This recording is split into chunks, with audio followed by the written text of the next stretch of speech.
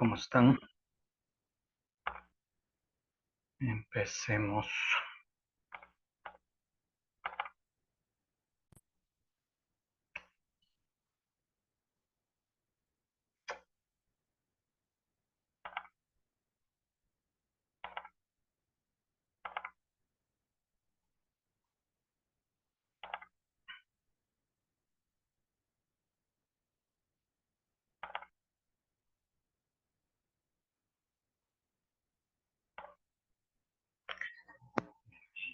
Déjenme resumen en que nos quedamos ayer.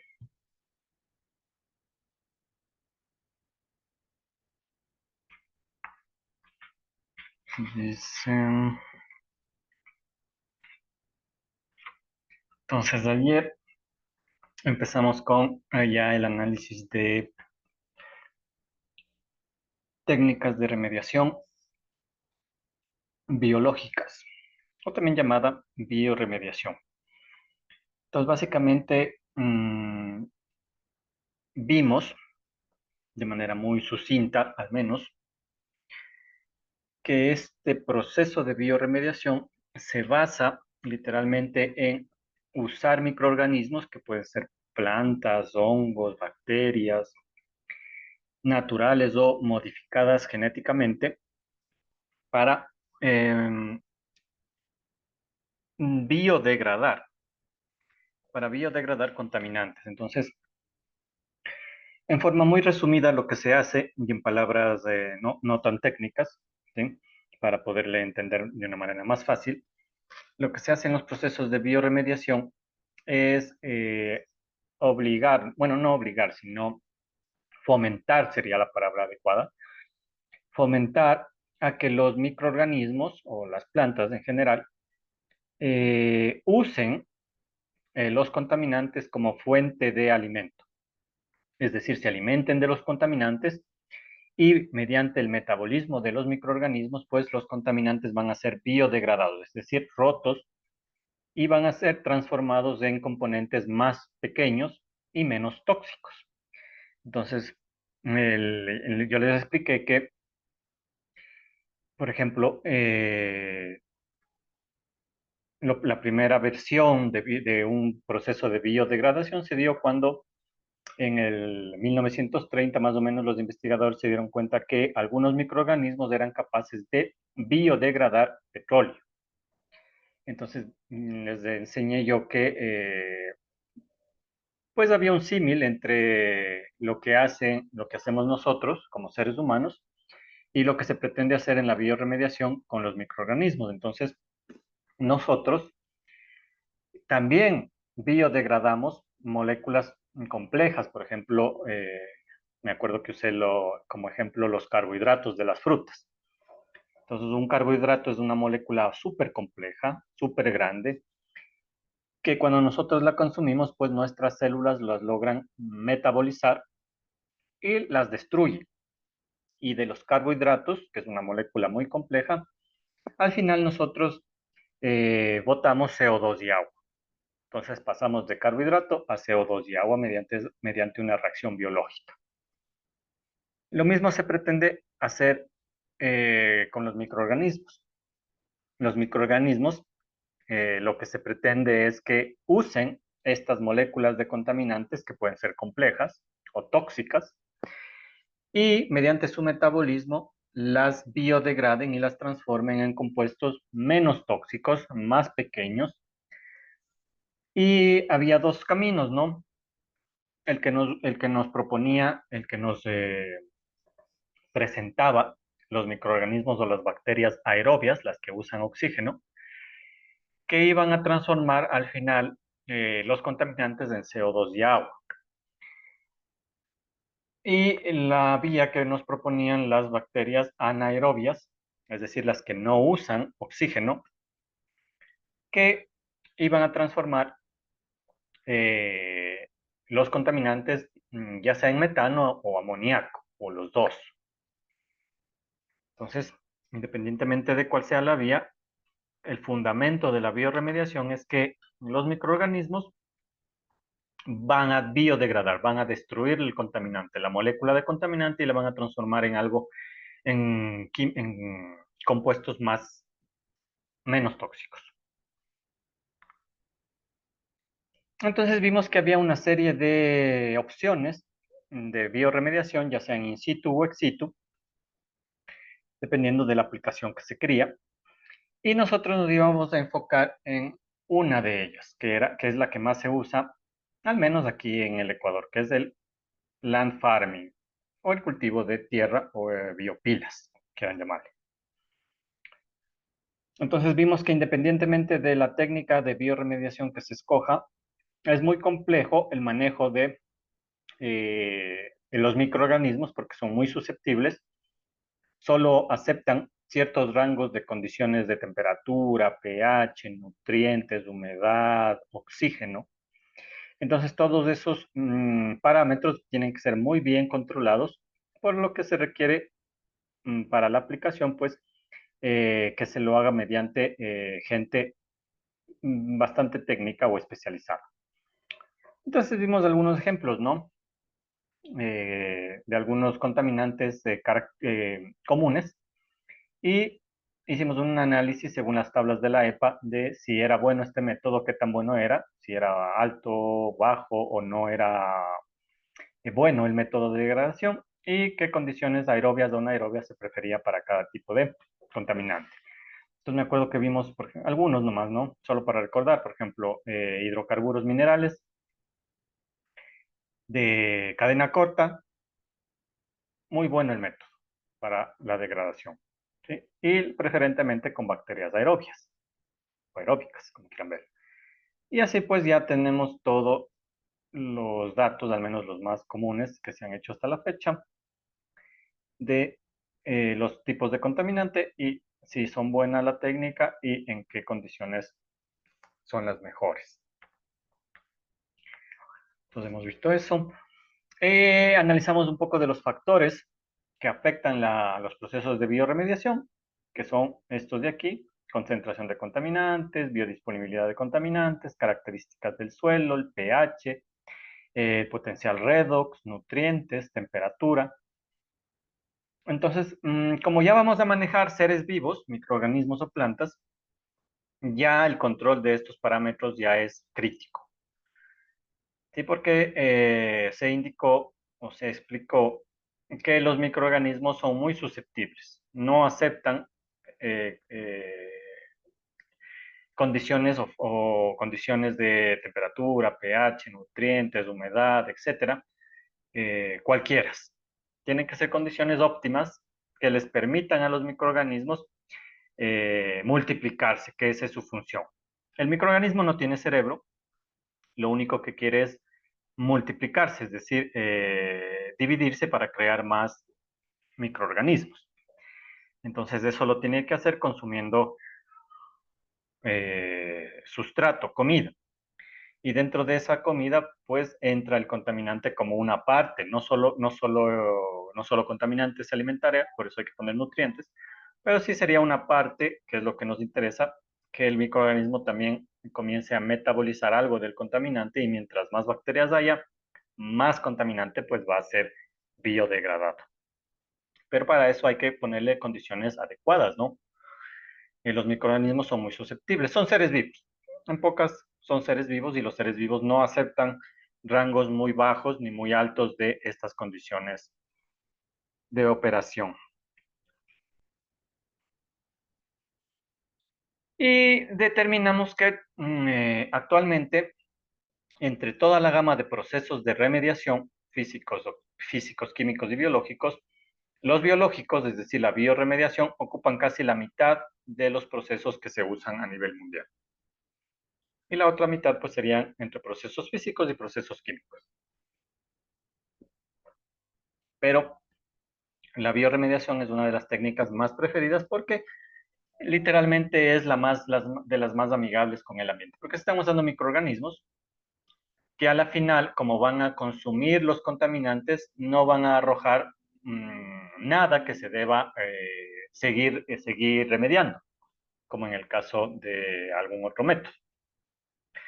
Entonces habíamos visto que en cualquiera de los métodos físicos o químicos lo único que se hace es extraer el contaminante del suelo, pero pasarlo a otra parte, ¿no? Pues será un líquido o una solución y luego esa solución debe seguir siendo tratada para también eh, limpiarla de ese contaminante. Entonces eso sería una serie de remediación tras remediación. En el caso de la bioremediación, no, porque los microorganismos van a degradar, a biodegradar, van a desaparecer el contaminante y eso tiene su beneficio porque ya simplemente una vez que el microorganismo ha hecho su trabajo, no habría que hacer más. Simplemente ya estaría el suelo descontaminado y se puede volver a poner en el lugar de origen. Entonces es una de las metodologías más preferidas por las empresas. Y bueno, eso respecto de forma general, los procesos de bioremediación, que son varios. Y dentro de esos, el que vamos a ver y el que nos interesa es el proceso de land farming. Entonces, el día de ayer ya hemos visto qué es el land farming. Literalmente, el land farming consiste en extraer el suelo contaminado y extenderlo en una zona, ¿sí?, adecuada técnicamente, que se llama embalse de land farming. Y ahí lo que se le va a hacer es añadirle nutrientes, agua y aire. Y con eso, y en el tiempo, pues los microorganismos van a lograr crecer y para ello van a tener que utilizar alimento y uno de esos alimentos es el propio contaminante. Todo al final de un tiempo perentorio y controlando los parámetros muy bien, el suelo quedará descontaminado y se lo puede retirar y volver a la zona original y poner otro suelo a descontaminar. Eso básicamente es el land farming. El land farming se usa exclusivamente para tratar suelos contaminados con hidrocarburos y preferentemente con hidrocarburos alifáticos de peso liviano, mediano. Entonces, vimos ayer más o menos cuáles eran esos tipos de hidrocarburos. Entonces, los hidrocarburos se dividen en alifáticos y aromáticos. Los aromáticos son los que tienen en su estructura estos anillos bencénicos, que son sumamente complejos de biodegradar porque son muy, para romper uno de estos enlaces se necesita mucha energía. Entonces, los microorganismos no tienen a veces tanta energía para realizar ese proceso. Pero los alifáticos no. Sí, los alifáticos se dividen en alcanos, alquenos o alquinos y en cíclicos. Y de entre esos, los alcanos, alquenos y alquinos son los más fáciles de biodegradar porque son cadenas lineales. ¿Sí? Cadenas lineales que pueden tranquilamente romperse sus enlaces por medio de los metabolismos de los microorganismos. Nos vimos algunos ejemplos que les di del etano, del propano, del butano también, etcétera. Entonces, el land farming es muy bueno para tratar este tipo de contaminantes. No es que no puedan tratar esto, ¿no? También lo pueden hacer, pero en menor cantidad. ¿Sí? Si usted tiene como contaminante una mezcla de estos dos hidrocarburos, será muy bueno para biodegradar estos y algo de estos degradará, pero no en su totalidad. No es que tampoco no va a ser inútil, pero preferentemente se usan para este tipo de hidrocarburos. Y entonces en este proceso de land farming, lo primero que analizamos es el embalse, ya el embalse físico. Entonces el embalse físico no es así simplemente de hacer un hueco, no. Tiene sus características. Entonces aquí vimos dos gráficos, ¿sí?, de la parte superior y de la parte frontal. Y básicamente lo que se hacía es a un terreno, ¿sí?, de cierta área, el área va a depender del volumen de suelo, se construye pues un límite, ¿sí?, un muro, un borde adecuado para evitar que el suelo se derrame a otras zonas y se excava un embalse, ¿sí?, a cierta profundidad donde va a ir el suelo. Y antes de poner el suelo se tiene que poner una membrana plástica para evitar que el suelo entre en contacto directo con el suelo de la zona donde se va a aplicar la remediación, para evitar los lixiviados y el traspaso de contaminantes. Y entonces una vez hecho eso, más o menos se vería así. Sí, si ponemos estos gráficos ya de forma de una vista real, veríamos algo así. Sería una granja de land farm. Entonces aquí está el suelo contaminado, listo para tratar. Aquí está un arado del suelo. Por eso se llama siembra de tierra, ¿no?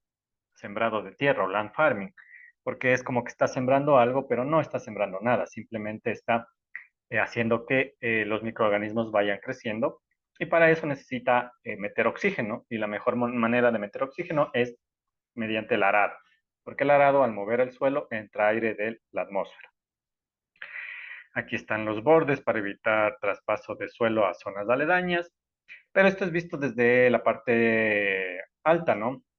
Si usted hiciera un corte aquí vertical, usted vería que para adentro, en profundidad, más o menos desde algo así, iría hasta el fondo y de ahí no va recto, como uno pensar, o sea, no es un canal cuadrado, como uno pensaría.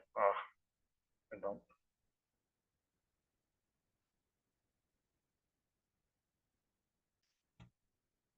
¿Sí? No es algo así, sino que más bien es así y siempre tiene una inclinación, es un canal inclinado a cierta pendiente, ¿sí? Porque esta inclinación lo que va a permitir es que se recoja todo el lixiviado del agua, porque aquí está el ambiente, ¿no? Entonces la lluvia le va a caer, entonces puede generar lixiviado, o de la misma regadío que se tiene que hacer, pues se va a crear lixiviado, entonces tiene que recogerse ese lixiviado, y aquí está de donde se extrae el lixiviado, porque ese lixiviado puede tener contaminantes, y eso no se puede tirar, tiene que irse a también tratamiento. Entonces, ya en un corte vertical, esto es una parte vista desde la parte superior, sería un corte vertical. Entonces, mire, yo ya le expliqué esto más o menos desde este borde y este borde, visto desde aquí, ¿sí? Visto en un corte vertical. Entonces, aquí están los bordes para evitar que el suelo caiga y aquí está el corte inclinado. Aquí está una geomembrana, ¿sí? Esto que tapa, porque hay que evitar de cualquier forma que los lixiviados traspasen la membrana. Y se debe recoger esos lixiviados y ir a tratamiento, planta de tratamiento de agua residual o lixiviado. Entonces, más o menos así sería el embalse, que es lo que vimos ayer. Entonces, dice que hemos visto hasta ahí. Sigamos con el embalse, ¿sí? Que es la parte más, la parte física más, que más se ve. Para construir el embalse de land farming, se toman los siguientes criterios técnicos, nos indica. Primero se va a necesitar una capa impermeable. Entonces aquí está igual este, este corte, ¿sí? Entonces mire, aquí están los bordes, ¿sí? Los terraplenes, los bordes para evitar que el suelo salga. Y entonces mire, esta capa negra se necesita sí o sí para evitar el contacto directo. Esta es una capa de impermeabilización o capa impermeable.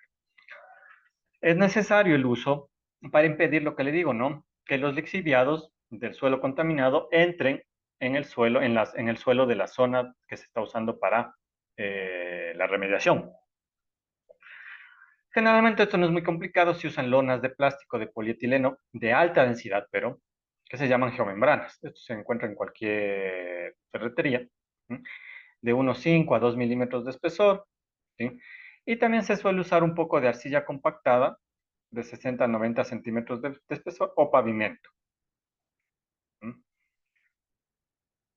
Entonces, eh, se suele poner una capa de arcilla compactada, bien compactada para generar una especie de soporte sólido y sobre eso se pone la geomembrana.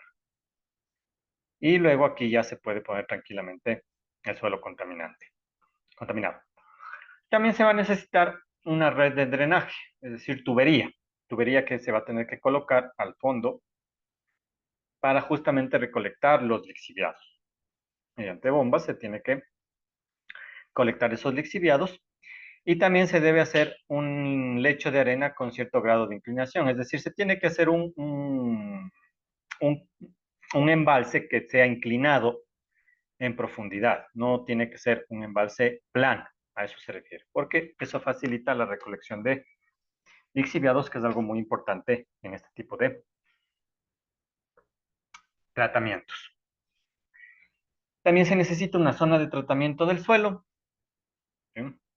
Que obviamente va a ser el hueco donde se va a poner el suelo contaminado. Entonces dice que en esta zona se coloca la tierra a tratar.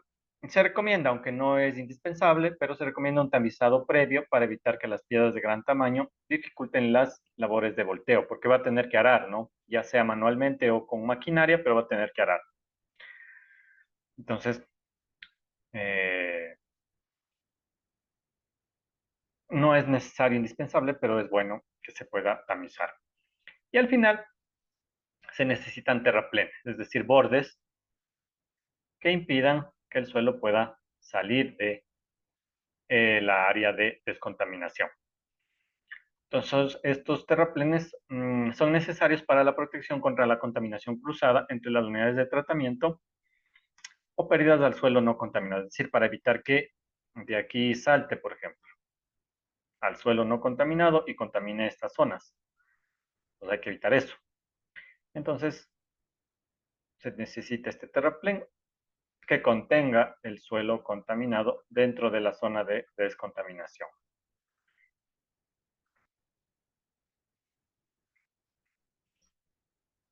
Se necesita sistemas de almacenamiento de agua.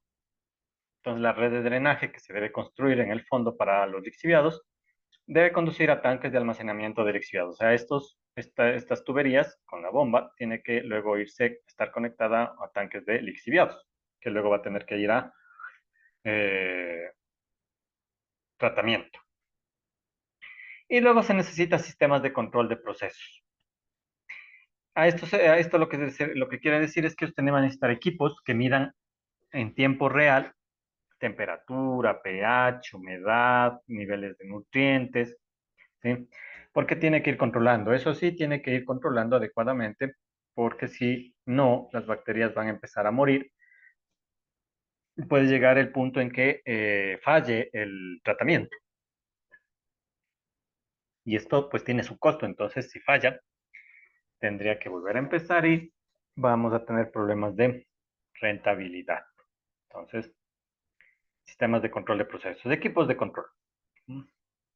Medidores de temperatura, medidores de pH, medidores de nutrientes, medidores de humedad, etc. Entonces, aquí algunas características de este proceso de land farming nos indica que si los suelos contaminados son poco profundos, es decir, menor a 50 centímetros bajo la superficie del suelo, puede ser posible estimular eficazmente actividad microbiana sin excavar los suelos. Si el suelo contaminado tiene más de 50 centímetros, necesariamente debe excavarse y hacerse la remediación en una zona con embalse. Entonces aquí lo que nos está diciendo es, bueno, si usted se da cuenta que, entonces voy a poner aquí, por ejemplo, si este es el suelo, y la contaminación no ha llegado más de 50 centímetros, ¿sí? No ha penetrado más de 50 centímetros, usted, en vez de retirar esta parte de suelo e ir a ponerle en el embalse, usted puede tratarla en en la misma zona, in situ. Entonces tendría que hacer la misma labor que va aquí, que va a hacer acá, pero aquí. Tendría que aquí poner microorganismos, arar, poner nutrientes, humedad, oxígeno, para tratar de que aquí mismo los microorganismos vayan degradando. Pero si ya ha sobrepasado los 50 centímetros, necesariamente va a tener que excavar todo el suelo y llevarlo al embalse, porque ya está muy, muy profundo la contaminación. Y los microorganismos no van a llegar tan profundo. Entonces va a tener que necesariamente hacer un land farming ex situ. A eso se refiere.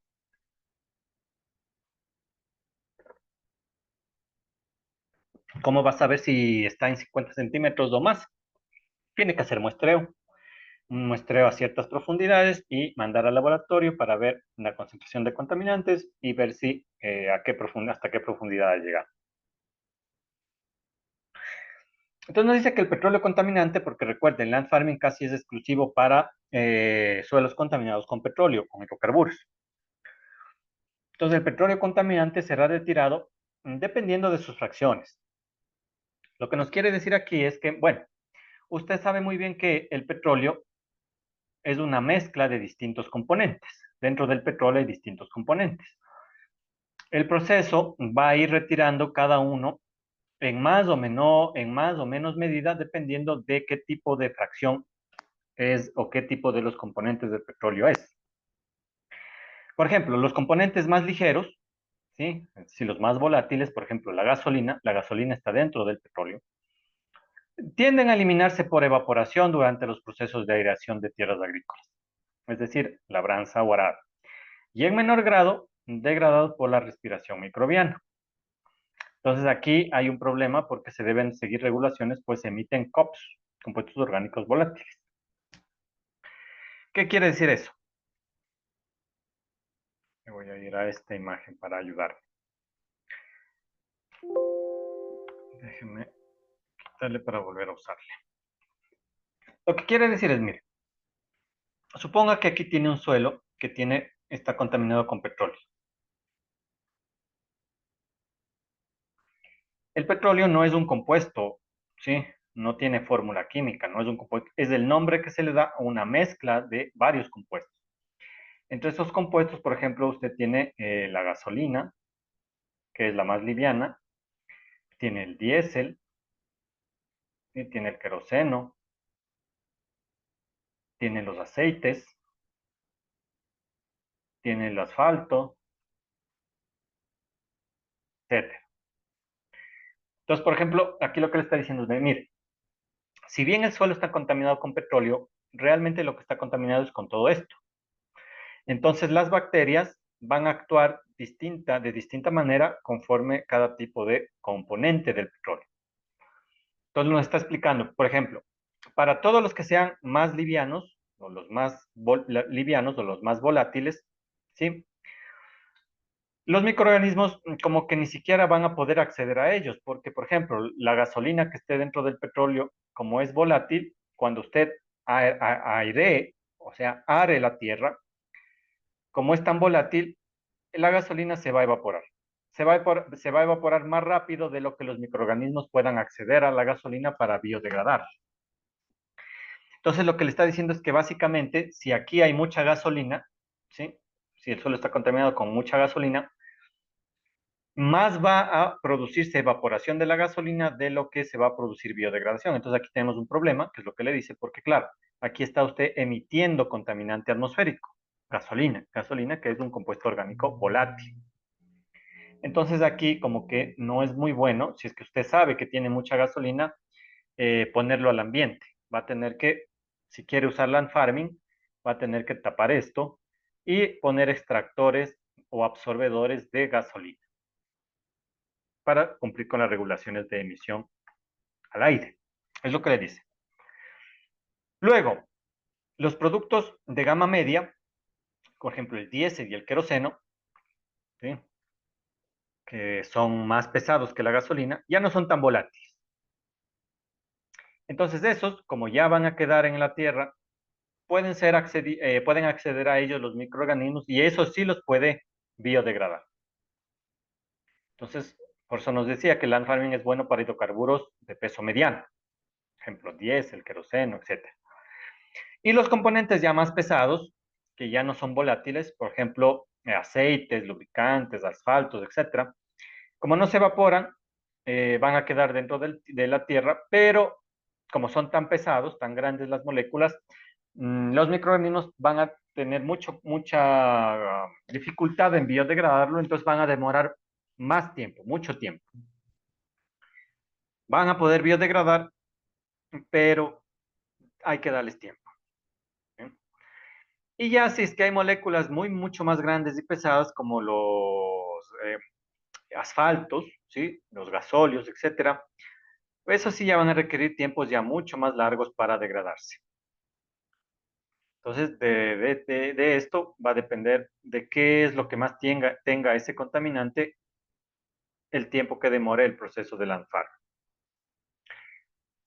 Y bueno, para entender esto que les acabo de explicar, tenemos aquí cómo se obtienen los diferentes tipos de combustibles del petróleo, ¿no? El petróleo es la materia prima, ¿sí? Que se saca de los pozos petroleros, pero nosotros no usamos petróleo así directamente, tenemos que refinarlo. ¿Cómo lo refinamos? En una refinería de petróleo, en un equipo que se llama torre de destilación. Entonces, este es un esquema muy fácil de entender. Entonces, mire, aquí el petróleo que viene de los pozos, ¿sí? De la Amazonía, etcétera, el petróleo se lo mete en un horno, se lo calienta, se lo vaporiza, ¿sí? Y luego se lo pasa a este equipo en donde va a ir subiendo en forma de vapor. Recuerde, aquí el petróleo, mediante calentamiento, se vaporiza, se vuelve vapor. Y entonces dentro de esta torre iba a ir subiendo como vapor. Y conforme vaya subiendo, como esta torre es muy alta, va a ir perdiendo temperatura y entonces va a ir enfriándose. Y dependiendo de la temperatura que tenga, va a ir condensando diferentes tipos de componentes. Los más pesados van a quedar en el fondo y los más livianos van a llegar a la parte alta. Pues, por ejemplo, aquí los más livianos, los super livianos, salen en forma de gas. El butano, el propano. Esto es lo que se usa para las cocinas domésticas. Luego vienen los combustibles para vehículos, gasolina, son volátiles. Todo esto son volátiles. Estos son gases, ¿no? Estos son volátiles. Es lo que le dice, tiene el problema, porque estos más van a evaporarse en el land farming que a consumirse por los microorganismos. De ahí vienen algunos más pesados como el diésel, el queroseno, ¿sí? Que se usa para ya maquinaria pesada, para aviones. Estos sí van a degradarse más fácilmente por los microorganismos. Luego vienen ya los más pesados que son lubricantes, las ceras, los asfaltos, ¿sí? Que se usan para las calles, los aceites de motor, todo eso sale del petróleo. Estos sí pueden ser degradados, pero van a demorar tiempo. Aquí el factor importante es tiempo. Va a tener que darles tiempo,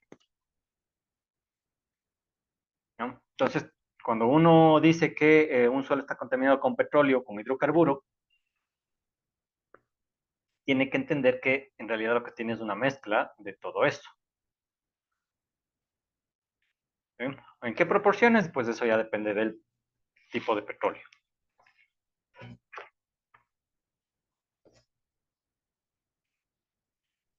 Entonces, veamos algunas características generales del land farming, ya sea in situ o ex situ. Ya sea in situ o ex situ. Por ejemplo, el costo.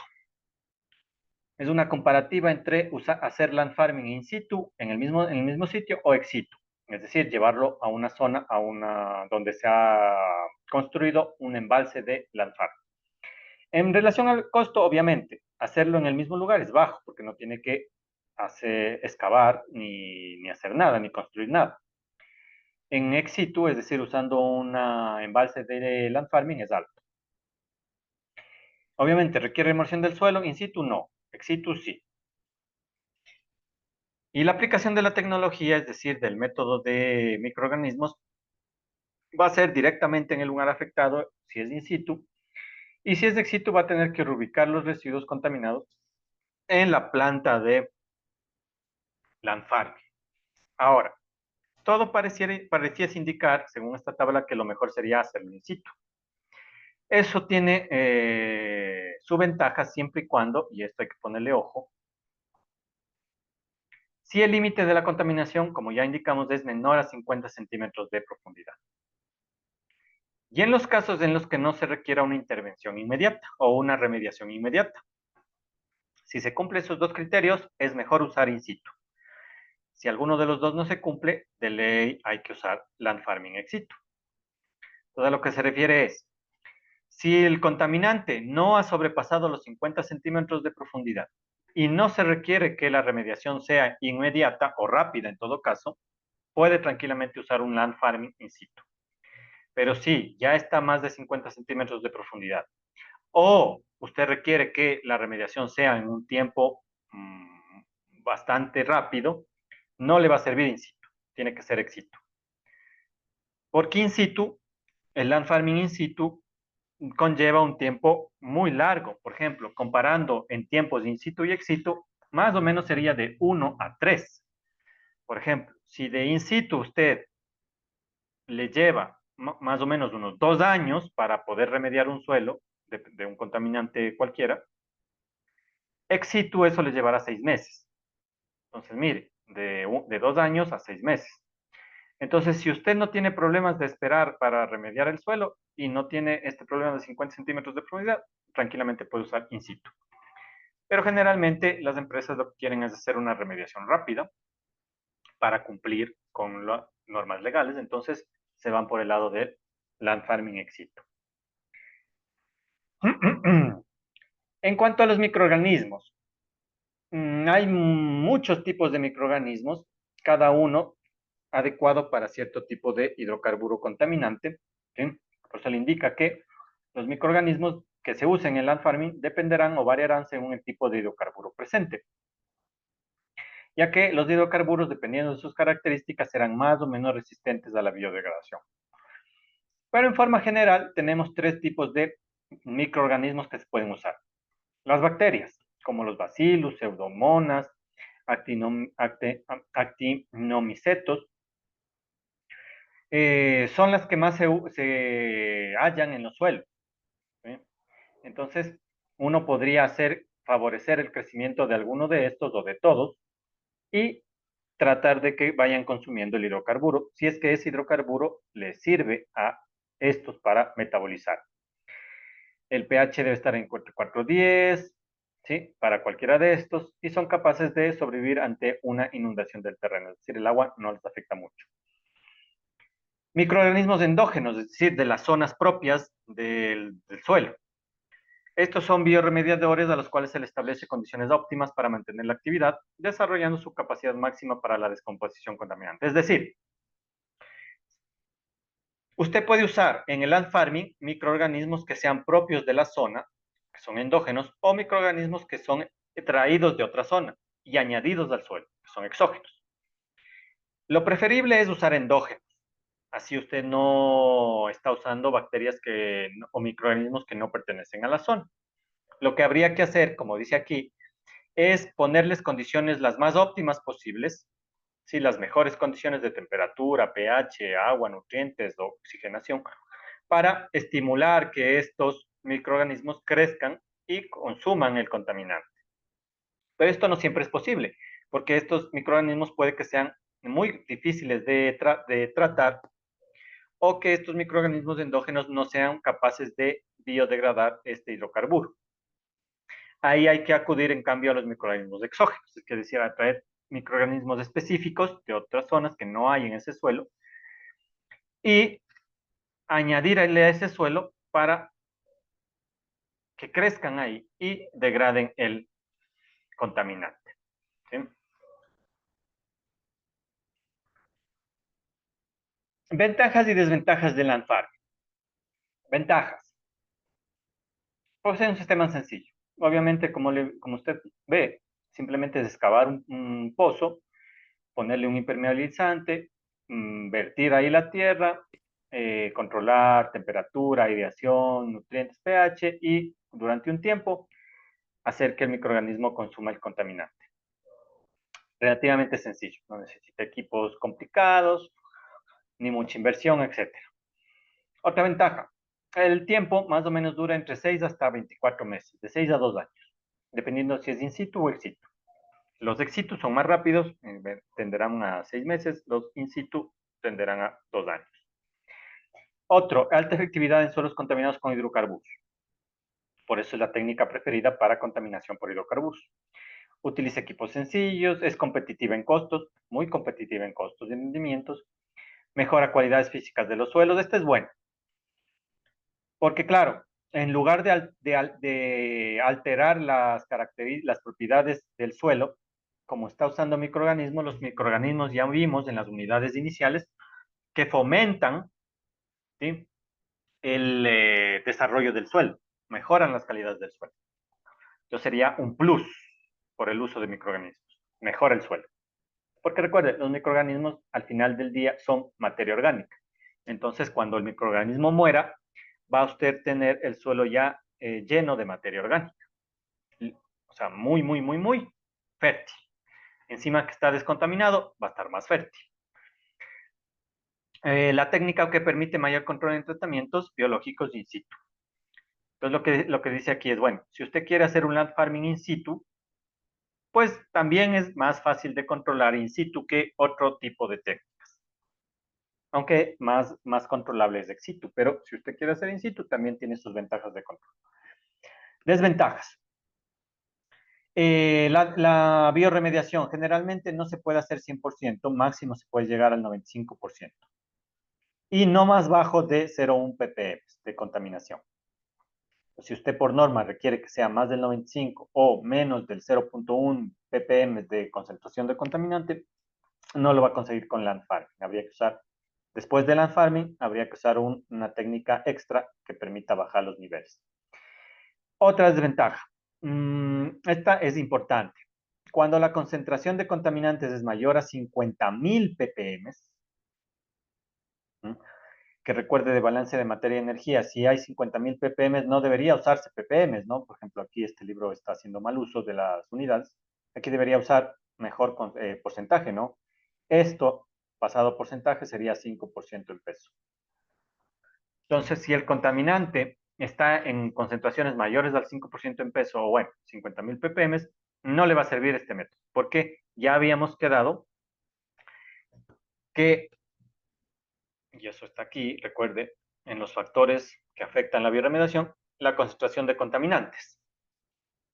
Cuando la concentración de contaminantes es demasiado alta, se vuelve tóxico para los microorganismos. En vez de volverse comida, se vuelve tóxico. Entonces, no le va a servir. Para concentraciones mayores a 50.000 ppm no sirve el ANFAR. Otra desventaja, si el proceso se realiza ex situ, se requiere una gran extensión de terreno para el embalse de Landfarm. ¿Sí? Eso también es algo en contra, porque va a tener que conseguir una zona en la cual va a dedicarle solo para remediación, no la podría dedicar para nada más. Genera polvo, vapor durante la aireación, puede llegar a causar problemas de calidad del aire. ¿Sí? Por eso tiene que ser en zonas alejadas. Requiere excavación del suelo, requiere que el porcentaje de humedad, la relación carbono, nitrógeno, fósforo, potasio, esto lo vamos a ver después. El NPK usted ya lo conoce. Aquí vamos a tener que aumentar el carbono, ¿sí? Lo que se conoce como CNPK. Temperatura y aireación se mantenga de manera óptima. Eso involucra un trabajo de monitoreo constante. Entonces hay que monitorear constante. Es una desventaja porque, claro, eso requiere mano de obra y equipos. Otra desventaja, las bajas temperaturas reducen considerablemente la eficacia del proceso. Obviamente, ya les indiqué que la temperatura baja o alta inhibe la actividad microbiana. A las bacterias, como son seres vivos, no les gusta estar en temperaturas ni muy bajas ni muy altas. En cualquiera de los dos van a dejar de crecer, se van a quedar ahí estáticas y no van a realizar ningún proceso. Y otra desventaja, que también es una de las más importantes, a esta échele ojo, es cuando hay metales pesados. Los metales pesados generalmente, o mejor dicho, los microorganismos no las pueden degradar porque son metales, no son degradables. Entonces, si el suelo, además de hidrocarburos, está contaminado con metales pesados, y esos metales pesados están en concentraciones mayores a 2.500 ppm, ahí tiene un problema porque los metales pesados en esa concentración van a inhibir la actividad microbiana. Es decir, también van a hacer que los microorganismos dejen de metabolizar. Entonces, esta sí es crítica, ¿sí? Estas dos son críticas, perdón. Si usted ya se da cuenta que la contaminante de los hidrocarburos está en más del 50.000 ppm o que hay metales pesados más de 2.500 ppm, el land farming no le sirve. Primero debería hacer algún proceso que baje esta concentración y luego poder usar land farming. Ojo ahí.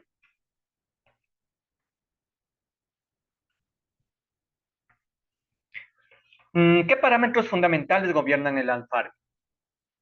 Ya en el proceso como tal. Lo que tendría que usted manejar sí o sí, controlar sí o sí. Son tres: pH, humedad y temperatura. El pH, obviamente, porque necesita para el desarrollo de los microorganismos. El rango debería estar entre 6 y 8 como óptimo. Si es mayor de 8, tiene que añadir azufre para tratar de bajarlo. Si es menor a 8, tiene que incorporar carbonato de calcio o hidróxido de calcio para subir el pH. ¿Ya? Esas serían las dos soluciones. Si es mayor a 8, quiere decir que es un suelo ácido, añade azufre y le baja. Si es menor a 8, es un suelo ácido, incorpora carbonato de calcio o hidróxido de calcio y sube el pH. Humedad,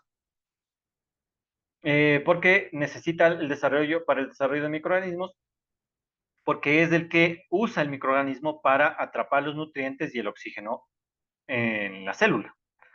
Tiene que ser al menos del 70% de humedad en el campo, ¿sí? Entonces va a tener que usar regadío. Temperatura.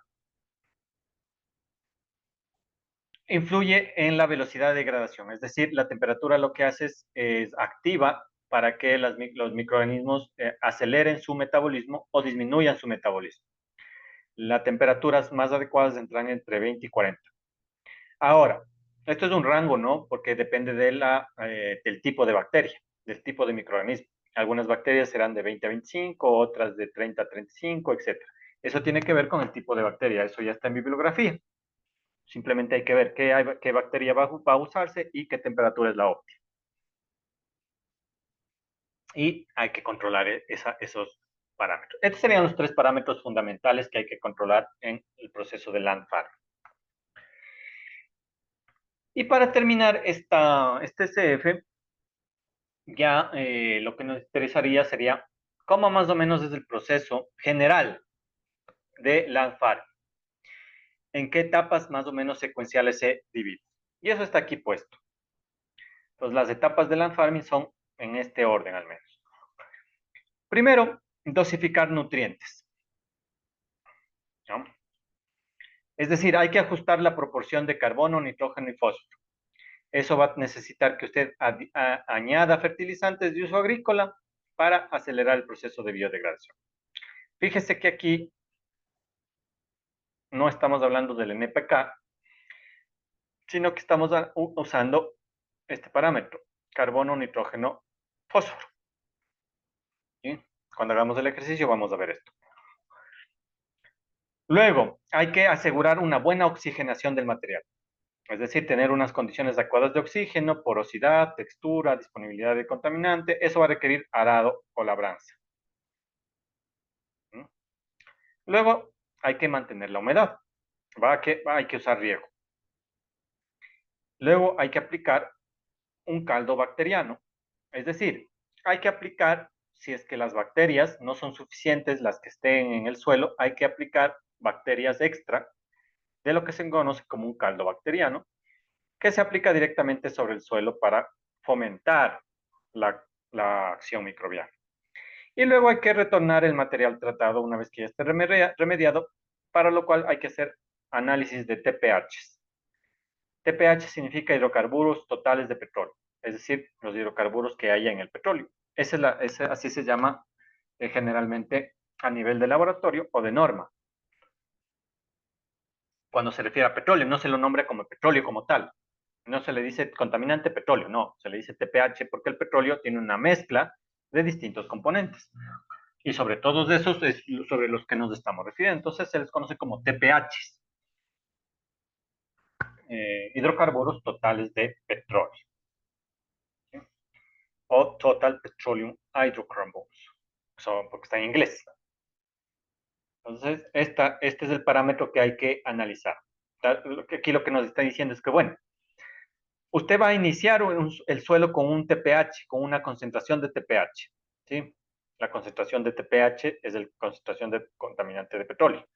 Y luego, después de realizado el proceso de remediación, usted tiene que volver a medir la TPH y dependiendo del TPH que le dé, usted compara con la norma y ve si ya cumple con la norma y ya ha remediado eso. ¿Dónde va a comparar? ¿De dónde va a sacar ese dato? Del anexo 2. Entonces, si usted va a buscar el anexo 2,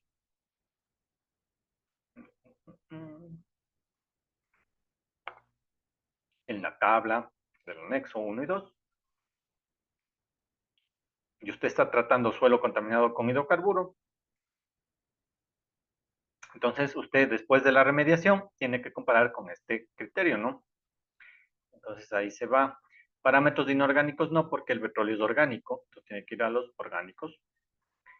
Entonces, mire, aquí está específicamente por un tipo de contaminante orgánico y si es petróleo, tiene que ir a buscar aquí hidrocarburos totales, TPH. Entonces, igual, dependiendo del tipo de suelo, el uso de suelo, si residencial, industrial, agrícola, etcétera, tendrá estos parámetros, estos niveles máximos permisibles y tantas ppm.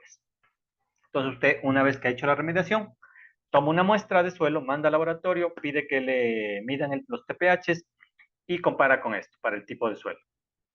Si cumple ya la norma, pues ese suelo está remediado y puede retornarle a la zona que haya, de la que haya hecho el retiro. Entonces, eso sería con respecto a la teoría del land farming.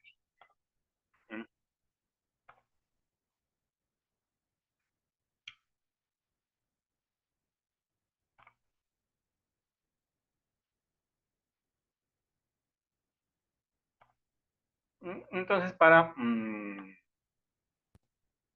ver un ejemplo,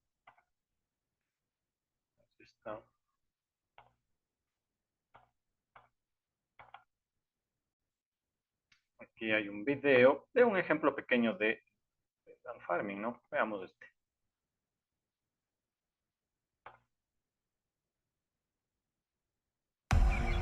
Nuestro propósito, asegurar la sostenibilidad. La combinación de potentes microorganismos, nutrientes y micronutrientes les permite a nuestros profesionales implementar técnicas innovadoras mediante el uso y preparación de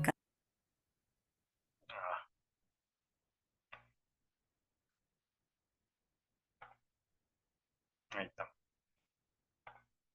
Otra vez. Nuestro propósito, asegurar la sostenibilidad. la combinación de potentes. Entonces, miren, por ejemplo, aquí, ¿no? Este es el suelo contaminado. Y yo quiero que se fijen estos dos baldes. Por ejemplo, aquí, a simple vista, están haciendo un tratamiento de land farming ex situ. Están excavando el suelo contaminado con hidrocarburos y luego van a hacer el land farming y miren lo que están usando. Están usando bacterias para tratamiento de residuos de hidrocarburos. Eso ya está a la venta, eso usted lo compra. Ya hay bacterias específicamente diseñadas para tratar este tipo de suelos mediante este tipo de técnicas. ¿Mm? Y también hay, mire, micronutrientes estimulantes biológicos. También ya hay este tipo de productos para que usted pueda añadir y favorecer el crecimiento de estas bacterias. Entonces, mire, aquí es fácil de entender. Usted, si va a hacer land farming en un suelo con hidrocarburos, extraiga el suelo. Luego lo pone en un embalse de tratamiento, lo estira ahí y añade un bloque de caldo de cultivo de bacterias para hidrocarburos y le pone un bloque de nutrientes para estimular a esas bacterias. ¿Qué es lo que va a hacer ahí? Pues los micronutrientes van a hacer que las bacterias se reproduzcan a lo loco, ¿sí? Y fruto de esa reproducción, van a tratar de consumir más alimento y van a tratar de consumir el contaminante, o sea, el hidrocarburo. Y con eso usted va a poder remediar el suelo. Pero esto lo puede comprar, ¿no? Ahora, esto aumenta el costo, ¿no? Porque esto ya es productos industriales, ¿sí? De remediación. También se puede hacer de forma artesanal para no invertir en esto, ¿sí? Pero si usted tiene dinero, pues puede usar este tipo de productos que están usando aquí al menos. Potentes microorganismos, nutrientes y micronutrientes les permite a nuestros profesionales implementar técnicas innovadoras mediante el uso y preparación de caldos de cultivo capaces de metabolizar y degradar el hidrocarburo presente en el suelo. La maquinaria Mire, aquí están haciendo el embalse, ¿no? amarilla realiza labores de segregación, homogenización y preparación de la zona del terreno a tratar. El uso de maquinaria agrícola permite homogeneizar, airear, ventilar y reducir el tamaño de partícula de la tierra y el suelo contaminado. Esta acción permite aumentar el área de contacto superficial entre las bacterias y el suelo, reduciendo los tiempos de operación. El personal operativo mantiene la dosificación de nutrientes en la proporción indicada por nuestros profesionales. Se irrigan caldos de cultivo con frecuencia para mantener la población microbiana y garantizar la humedad mínima requerida en el suelo. La acción mecánica de la retroexcavadora y tractores combinados con la alta concentración de bacterias permite que los microorganismos remuevan eficazmente el hidrocarburo, reduciendo la contaminación de la zona afectada. El desarrollo de la operación es seguro y amigable con el entorno. En las siguientes imágenes puedes ver al equipo en acción. La planificación y ejecución disciplinada de las rutinas operativas por parte de nuestros líderes en campo, permitiendo a nuestro cliente superar ampliamente los requisitos de la normativa ambiental vigente, asegurando el cumplimiento de los parámetros físico-químicos establecidos. Al realizar el tratamiento in situ, se reduce la huella de carbono asociada a la operación, pues se disminuye el transporte desde las zonas afectadas hacia las plantas de tratamiento externas. Al final del tratamiento, los ecosistemas recobran vida y buscan nuevamente el equilibrio con la naturaleza.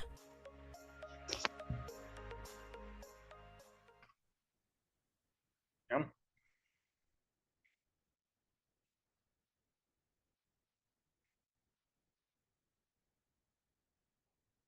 Entonces, como que es una técnica relativamente sencilla, ¿sí?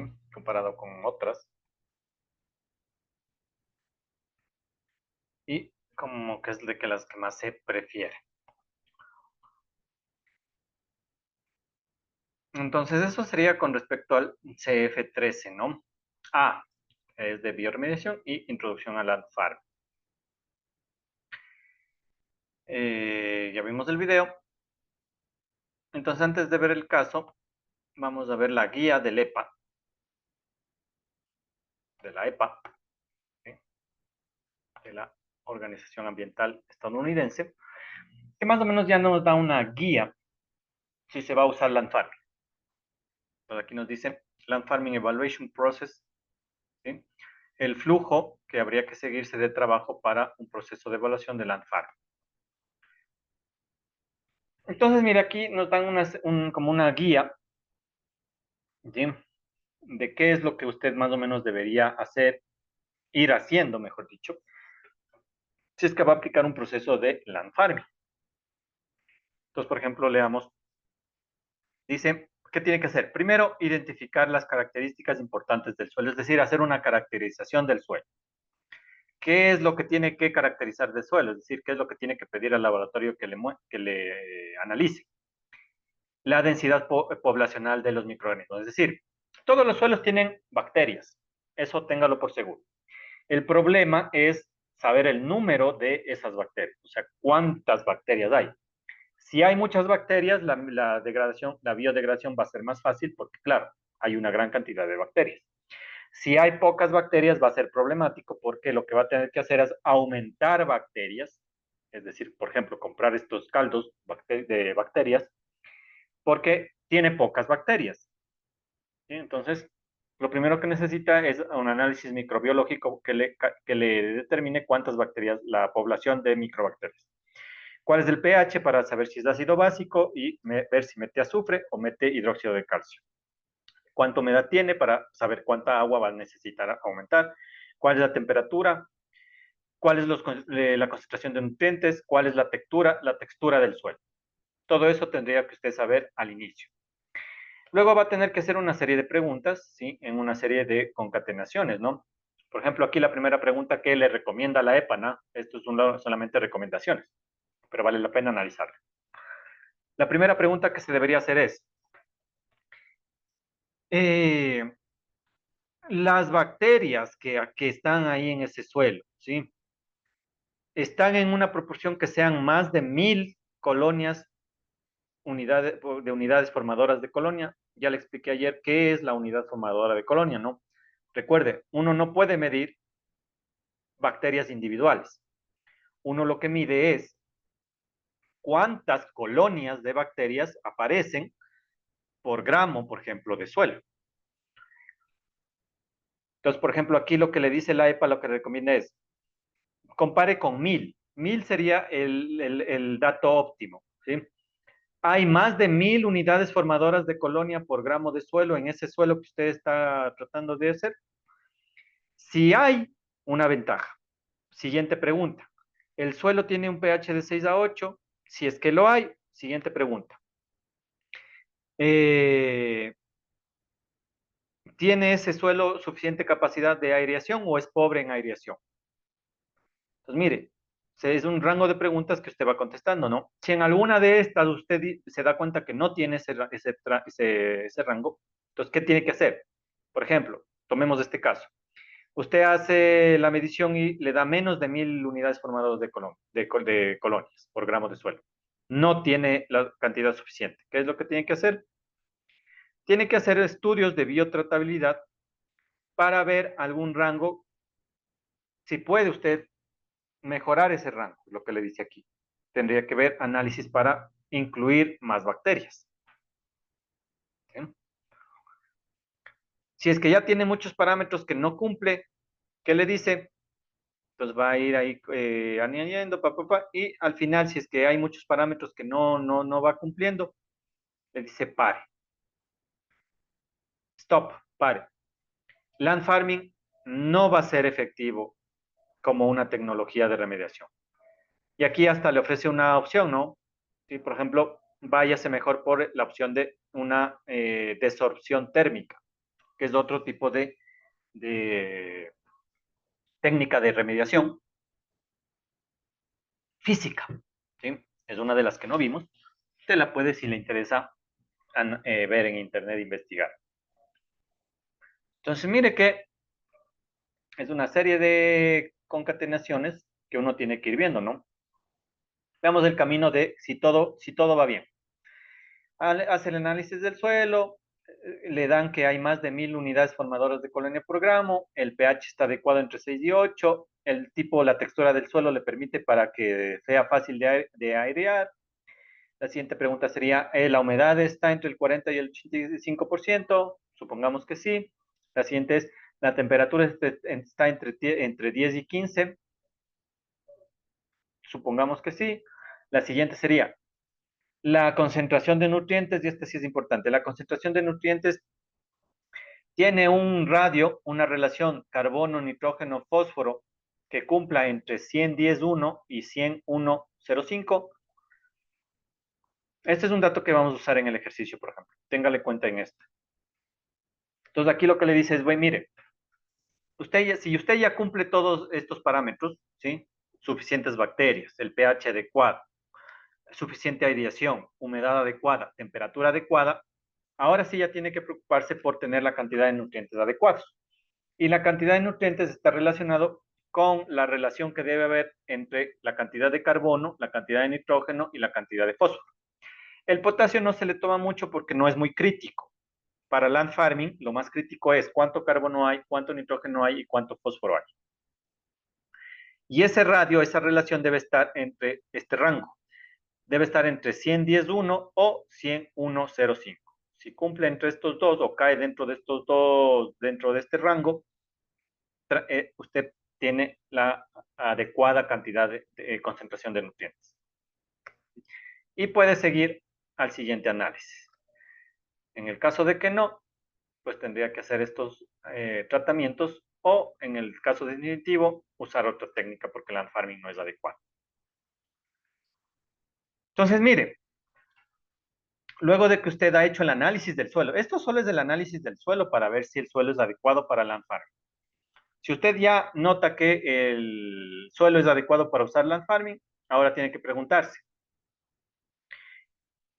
el tipo de contaminantes de ese suelo, ¿sí? Identificar las características importantes de los contaminantes para ver la efectividad que va a tener.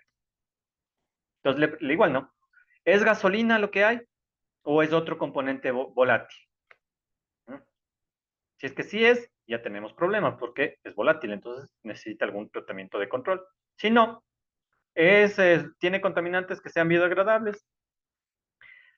Mire, si es así, si son contaminantes biodegradables, la siguiente pregunta sería, ¿los hidrocarburos, los TPH, están en menos de 50.000 ppm? Y los metales pesados están en menos de 2.500 ppm. ¿Por qué nos pregunta estos dos? Porque ya habíamos quedado en que el land farming falla, no sirve, si es que la concentración de TPH es más de 50.000 o la concentración de metales pesados es más de 2.500. Esto es algo crítico, ¿no? Recuerde esto. Siempre hay que hacerse esa pregunta. Los TPH están en menos de 50.000 ppm y los metales pesados están en menos de 2.500. Si es que es así, sigan el tratamiento. Si no, literalmente le dice no es posible. Luego le dice, si cumple todo eso, le dice, usted va a tener condiciones ambientales adecuadas, temperatura ambiental, lluvia, viento, porque va a necesitar que la temperatura esté entre 10 y 45, al menos 4 meses de todo el tiempo que va a demorar. Porque no puede tener días de mucho calor, días de mucho frío, ¿sí? Porque necesita que más o menos la temperatura oscile entre 10 y 45. Es decir, va a tener que controlar la temperatura, va a tener que medir la temperatura ambiental. Luego le dice, la precipitación anual es menos de 30 pulgadas, porque si no va a tener problemas por mucha agua. Luego le dice, hay suficiente luz y viento en la zona. ¿Por qué nos pregunta esto? Porque ahí nosotros vamos a poder decidir si es adecuado usar in situ o ex situ. Si las condiciones medioambientales son muy complicadas, dependiendo de la zona, es mejor hacer un land farming ex situ donde, en un lugar donde sí sea fácil controlar estos parámetros. ¿Ya? Y luego, si es que cumple todo esto, entonces, si es que el tipo de suelo es adecuado y el tipo de contaminante es adecuado, pues puede seguir haciendo el análisis. ¿Mm? No me pasa. Entonces, si ya cumplen las anteriores, pues ya puede hacer el diseño adecuado. ¿Cuánta tierra va a requerir? ¿Cuánta construcción? ¿Cuántos equipos de aireación? ¿Cuánta agua? Los sistemas de control de erosión, sistemas de ajuste de pH, de humedad. Entonces ya va a tener que diseñar estos equipos, comprar más que todo. ¿Sí? Entonces, lo que le dices aquí, ¿va a ser capaz de tener estos equipos para poder controlar? Si no, no use el ANFAR. Si sí los va a tener, pase a la siguiente cuestión. ¿Cuál es la última cuestión? La operación de control y monitoreo. Porque recuerde, durante todo el proceso va a tener que generar control y monitoreo de los parámetros de, de los parámetros. ¿Sí? pH, temperatura, humedad, nutrientes, etc. Y le pregunta lo mismo. ¿Usted va a poder poner adecuadamente, va a poder aplicar adecuadamente un control y monitoreo durante el proceso de land farming? ¿Sí? Si no puede, use otra técnica, porque necesita esta técnica constante monitoreo. Si puede, entonces realice un plan adecuado que pueda seguir y, mire, siga con el land farming. Entonces, esta es una guía que a mí me gusta mucho. Yo la aplico, enseño mucho. Me parece muy útil. que es una guía más o menos que nos va diciendo qué es lo que hay que hacer, qué es lo que hay que comprobar, mejor dicho, para ver si nos va a servir el proceso. Y si luego ya, después de todo esto, concluimos que sí vamos a poder hacer land farming, ahí sí ya nos da los parámetros que hay que mantener. Entonces nos dice parámetros que se necesitan para controlar el land farming. Usted va a tener que conocer los parámetros del suelo, población de microorganismos, el pH, la humedad, la temperatura, los nutrientes, textura. De los contaminantes, cuántos volátiles hay, qué es la estructura química, la concentración y toxicidad, y del clima, la temperatura ambiente, la lluvia y el viento. Todo esto tiene que usted controlar. Respecto a las bacterias, tiene que ver, prior to land farming, es decir, antes de hacer el land farming, tiene que conocer si tiene más de 1000 unidades formadoras de colonias por gramo de suelo. ¿Sí? Si tiene más, generalmente es efectivo el land farming. Si tiene menos, va a necesitar más evaluar más el proceso. ¿Sí? Porque tal vez necesite aumentar de bacterias externas. En cuanto al pH, tiene que estar entre 6 y 8. Si está entre 6 y 8, es bueno para el land farming. Si está más de 6, menos de 6, más de 8, tiene que ajustar el pH del suelo, va a tener procesos de corrección. Referente a la humedad, lo mejor es que esté entre 40 y 85. Entonces, este sería el óptimo, 80 y 45. Si es menor al 40, va a tener, mire, aquí ya le iba indicando, no, si es menor al 40, lo que tiene que usted es hacer periódicamente una adición manual de humedad, de agua. Si es mayor a 85, es demasiada agua, pues. Entonces va a tener que poner drenajes adecuados de agua. ¿Sí? Si es menos a 40, va a tener que hacer un plan de riego periódico. Si es mayor a 85, va a tener que hacer drenajes adecuados para que no se inunde esa planta. En cuanto a la temperatura, lo ideal es que esté entre 10 y 45. Si no puede estar entre 10 y 45, ahí tiene un problema porque, claro, eso afecta a la actividad microbiana. Lo que puede hacer, y aquí le indice, lo que puede hacer es tener el proceso en un lugar cerrado, que ya es más costoso. Pero el lugar cerrado, sí, la planta debería estar en una bodega, algo grande cerrado, en la que usted pueda tener controladores de temperatura. ¿Sí? En cuanto al tipo de contaminante y su biodegradabilidad, ¿sí? Desde el más degradable al menos degradable, y aquí le da el tipo de contaminante. N-butano, Más que estos, que son los contaminantes específicos, el nombre comercial, gasolina, diésel. Entonces aquí le va indicando cuál va a ser más degradable, cuál va a ser menos degradable. Dependiendo de qué cantidad del uno o del otro haya, usted va más o menos a ver qué tan efectivo va a ser su proceso de land farming.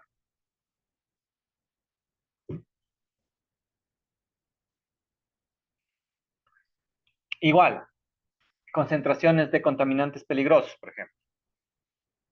Tiene que haber menos de 50.000 ppm de TPH. Y tiene que haber menos de 2.500. Si hay más de 50.000 TPH o más de 2.500, el proceso es inefectivo porque es muy tóxico para las bacterias. ¿Qué es lo que le recomienda hacer el EPA? Si es que quiere aplicar land farming, va a tener que diluir. Diluir el suelo mezclándolo con suelo que no esté contaminado. Eso es más costoso, ¿no? Y lo que le dice es, bueno, también va a depender si es que la concentración máxima de contaminantes que puede llegar con land farming es hasta 0,1 ppm y una disminución del 95% de pH.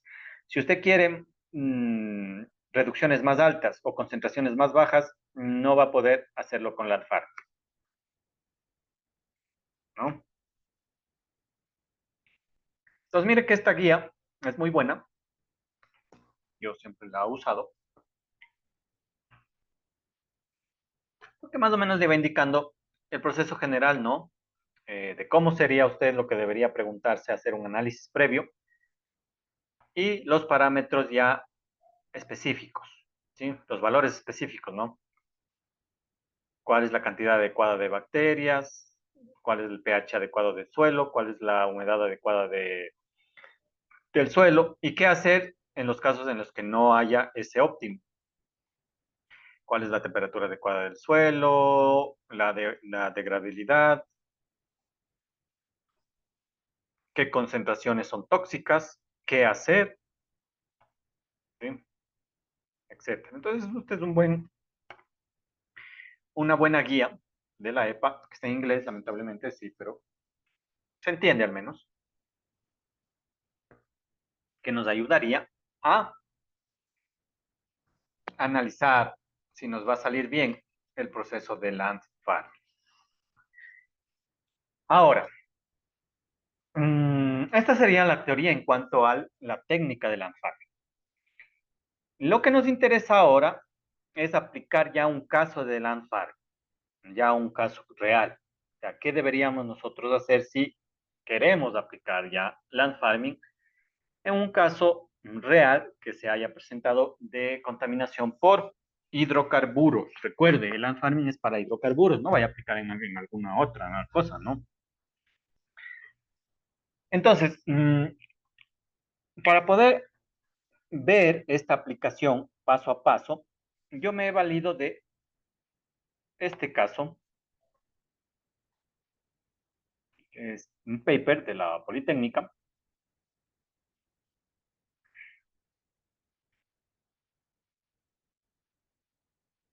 ¿sí? Que es un estudio que se realizó en la Politécnica en el 2012, 13, 14, que estuvo a cargo de dos colegas míos, ¿sí? Aquí, que se titula Estudio de dos tratamientos de escala piloto para la biodegradación de suelos contaminados por hidrocarburos por el método de justo land farming, ¿no? Entonces, es un estudio que realizaron dos colegas míos, que yo también más o menos conocí. Entonces, vamos a usar este trabajo para ir haciendo los cálculos y viendo cómo más o menos enfrentarse a un trabajo de land farming. Es decir, si tuviésemos que o nos diesen un trabajo para hacer land farming, ¿qué es lo que deberíamos hacer? Y lo vamos a hacer usando este paper que lo conozco muy, muy bien. ¿No? Entonces, bueno, ahí está el título que ya hemos visto, el resumen. Entonces me voy a ir a la parte importante, ¿ya?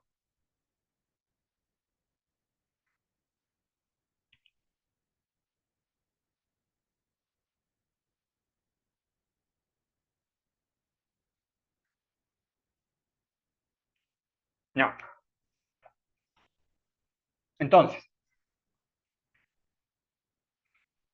voy a ir explicando, ¿no? Más que leer el paper, más le voy explicando, ¿sí? De manera más coloquial para que nos vayamos entendiendo. Usted puede leerle el paper detenidamente. Yo me voy a enfocar en la explicación neta. ¿Cuál es la problemática que se trató en este trabajo? Es con la empresa Incinerox también, que es un gestor ambiental. Incinerox es una empresa que se encarga de tratar materiales contaminados, ¿sí? De las diferentes industrias. En una de esas industrias, la petrolera.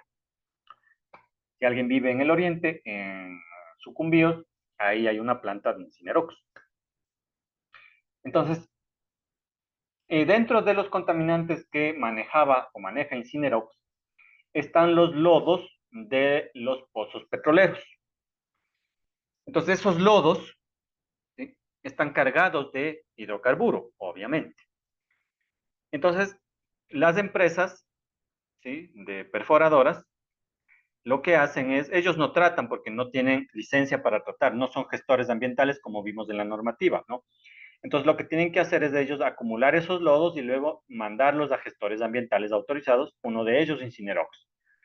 E Incinerox los toma y los tiene que tratar. Entonces, en el caso específico de lodos, de pozos, lo que hace Incinerox es almacenarlos hasta tener tiempo para incinerarlos. Eso es lo que hace o lo que hacía Incinerox en esta fecha, 2014. Entonces, la problemática es esta, mire. En el presente proyecto se pretende evaluar las condiciones para que en un futuro, porque esto fue un análisis a futuro que la empresa presentó, se pueda biodegradar una piscina de 1.800 metros cúbicos ubicados en las instalaciones de Incinerox de la ciudad de Shushufindi, la cual fue llenada durante los meses de septiembre, octubre y noviembre del 2010 con lodos contaminados provenientes de diferentes pozos petroleros del oriente ecuatoriano. ¿Sí? Esa es la problemática. Con esa me voy a quedar para empezar el día de mañana. ¿Ya? Entonces, ¿cuál es la problemática? ¿Cuál es el caso real? Porque si no entendemos el caso al que nos enfrentamos, pues no vamos a entender. Entonces, ¿cuál es el caso real que se presentó? Y por el que hicimos este estudio. La empresa Incinerox, en esta época, 2010, lo que hacía es ir acumulando los lodos e irlos tratando, y el método de tratamiento era un método físico, era incinerar el lodo, meterle en un horno, quemarle, hacer que los hidrocarburos, como son hidrocarburos y con la temperatura, se quemen, y luego las cenizas que quedaban, esas las inertizaba, las inmovilizaba por solidificación, estabilización. Pero el problema es que eso es demora mucho tiempo, porque claro, el horno, en los hornos son pequeños, entonces no puede meter usted 1.800 metros cúbicos en un horno, no hay hornos de ese tamaño. Pues máximo lo que se trataba ahí es máximo 10 metros cúbicos a la semana, ¿sí? Porque en incinerar se demora tiempo. Entonces es un proceso bien largo, porque claro, usted va metiendo poco, espera que se queme, mete otro poco, espera que se queme, mete otro poco, y de ahí tiene que sacar las cenizas, esperar que se enfríe el horno, sacar las cenizas y luego volver a meter más lodo. Ese es un proceso muy largo. Entonces, lo que la empresa quiso analizar con este trabajo es otro método alternativo que sea más rápido y más eficiente para quitar los TPH, los hidrocarburos de esos lodos. Un método que lo que le permita es efectivamente ya tratar de golpe volúmenes ya mucho más grandes, volúmenes de 100, 200 metros cúbicos. Entonces, eso fue por lo que nació este proyecto. Ese fue el objetivo principal. Entonces, recuerde, la problemática es esa. Una empresa, Incinerox, que tenía 1.800 metros cúbicos de lodo contaminado con hidrocarburos y que lo que quería es analizar la posibilidad de usar land farming para tratar este tipo de suelos. ¿Cómo hacer eso? Esa sería la pregunta y eso es a lo que nos vamos a enfrentar el día de mañana y el día de pasado mañana. Entonces, ya van a ser las 9. Controlemos la asistencia.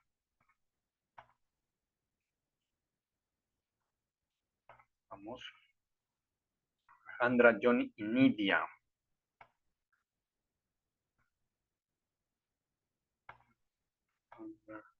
Nidia.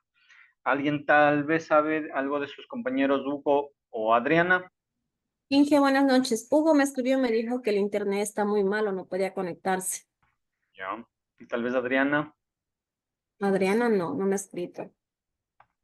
¿Qué le pasaría a este pobre guagua?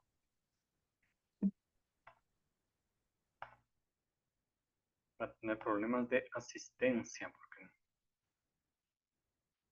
esperemos que se vaya.